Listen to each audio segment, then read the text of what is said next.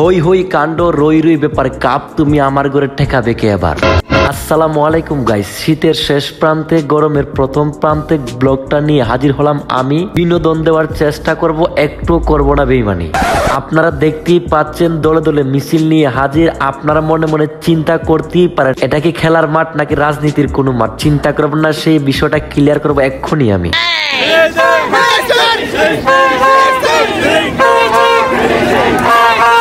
এই ব্লগটাতে আমি একা হাজির হয়ে আপনাকে হতাশ করব না কিংবা আপনাদের হতাশ করব না। আমার সাথে আমার বেশ কয়েকজন ফ্রেন্ড থাকবে, কিন্তু দুঃখ হলো সত্যি আজকে সবাই থাকবে আমার প্রতিপক্ষ কিংবা এগেনস্ট কিংবা বিরোধী পার্টি। আপনাদেরকে আমি আর কষ্ট করে নাম কিংবা পরিচয় দেওয়ার কোনো কারণ নেই, কারণ আপনারা তো চিনতেই পারছেন আমার সাথে আসে পশুজীবী শিমুল এবং জামাই রাকিব নামক দুটো এলিয়েন। তবে আপনাদের কোনো ভয়ের কারণ নেই, ওরা আমার বিপক্ষের দল হলেও আমি ওদের নাই বিরুদ্ধে, কারণ আমাদের যে দলটা ওই টিমটা সেমিফাইনাল কিংবা ফাইনালে উঠতে পারেনি, তাই আমি আছি ওদের পক্ষেই। ওরা আমার বিরোধী পার্টি হওয়ার কারণ ছিল একটাই, আমাদের অফিসের মধ্যে প্রতিটা ডিপার্টমেন্টে ভাগ ভাগ করে একটা ব্যাডমিন্টন টুর্নামেন্টের আয়োজন করা হয়। সেই আয়োজনের সূত্র ধরে ওরা আমার প্রতিপক্ষ কিংবা এগেনস্ট হয়ে যায়। তবে দুঃখ হলো সত্যি, আমি আবার বলতেছি আজকের সেমিফাইনাল কিংবা ফাইনালে আমার কোনো দল নাই, তাই আমি রাকিবদের পক্ষে স্লোগান কিংবা ছাপাই গিয়ে যাই।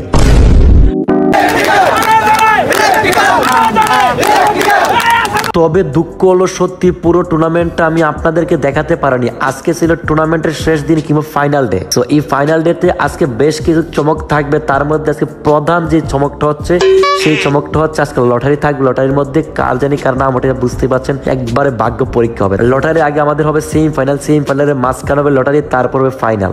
আমি কথা বলতে গিয়ে বারবার হচ্ছিলাম বাধাগ্রস্ত, ভাবছিলাম শিমুল এবং রাকিবের উপর বিরক্ত হয়ে ব্লগটা এখানে শেষ করে দেবো।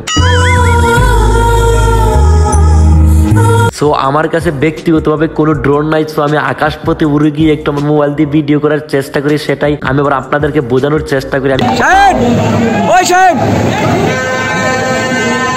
তাই আমি আকাশপথে একটু ভিডিও করার চেষ্টা করি, ড্রোনের অভাবটা যদি একটু হলো পূরণ করতে পারি।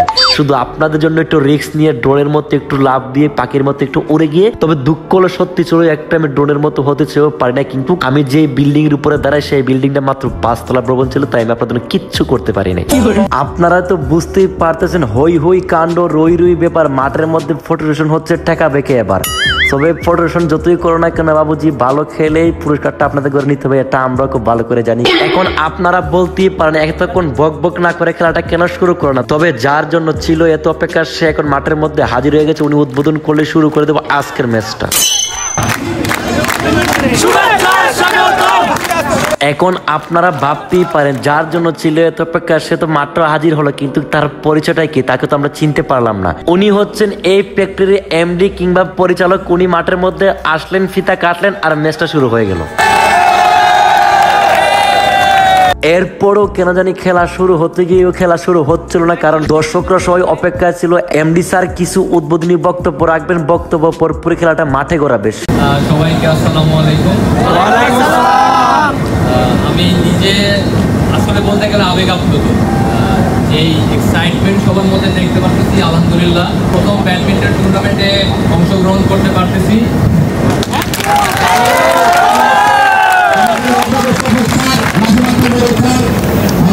এমডি স্যার সত্যি বলেছেন, উনি আবেগ আপ্লুত, তাই উনি ওনার বক্তব্য লম্বা না করে উদ্বোধন ঘোষণা করেন। প্লেয়াররা প্লেয়ারদের মতো করে মাঠে হাজির হয়ে যায়। ঠিক খেলা শুরু হওয়ার আগ মুহূর্তে আমি আপনাদের জন্য আবার ড্রোনের ব্যবস্থা করি কিংবা আমি পাখির মতো আকাশ করে যাই। আমাকে আবার ফিরে আসতে হয় সেই ছাদের উপরে, আপনাদের যেন ড্রোনের মধ্যে একটু বিনোদন দিতে পারি সেই অপেক্ষায়। আপনারা দেখতেই পাচ্ছেন মাঠের মধ্যে দর্শকে কানায় কানায় পরিপূর্ণ, মাঠের মধ্যে টান টান উত্তেজনা।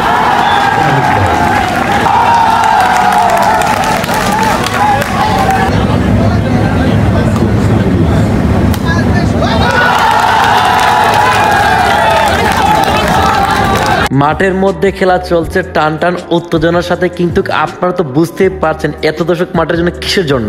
একটাই অপেক্ষায়, একটাই আশা, কখন যে সেমিফাইনাল ম্যাচটা শেষ হবে, কখন যে লটারি শুরু হবে, কার নাম যে উঠবে সে কাপটা কিংবা পুরস্কারটা নিয়ে বাড়িতে চলে যাবে।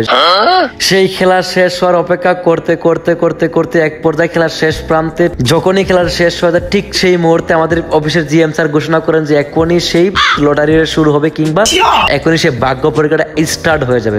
সবাই ভাগ্য পরীক্ষা মনোযোগ দিয়ে দেখবেন আর আমার জন্য দোয়া করে যাতে করে আমি একটা পুরস্কার না একটা পেয়ে। সবচেয়ে আকর্ষণীয় অনুষ্ঠান এখন হতে যাচ্ছে। আজকে টোটালি 53টা পুরস্কার দিব।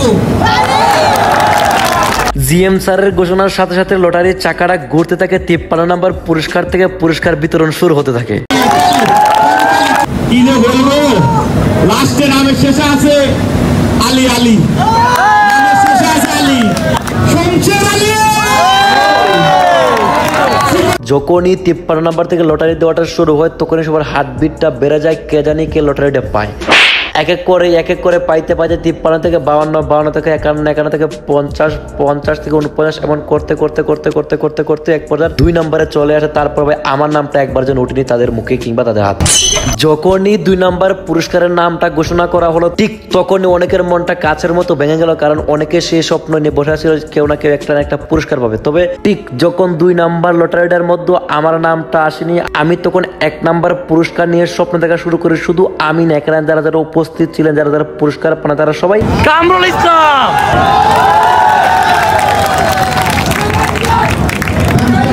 সত্যি সবাইকে কাঁদিয়ে, সবাইকে জাপিয়ে, সবাইকে ফাটিয়ে, সবাইকে লুটিয়ে 1 নম্বর পুরস্কার চলে যায় সেই এক মেকানিক্যাল ডিপার্টমেন্টের একজন ভদ্রলোকের কাছে। এখানে একটা কথা না বললেই না ভাইয়া, আমিও মেকানিক্যাল ডিপার্টমেন্টের একজন সদস্য।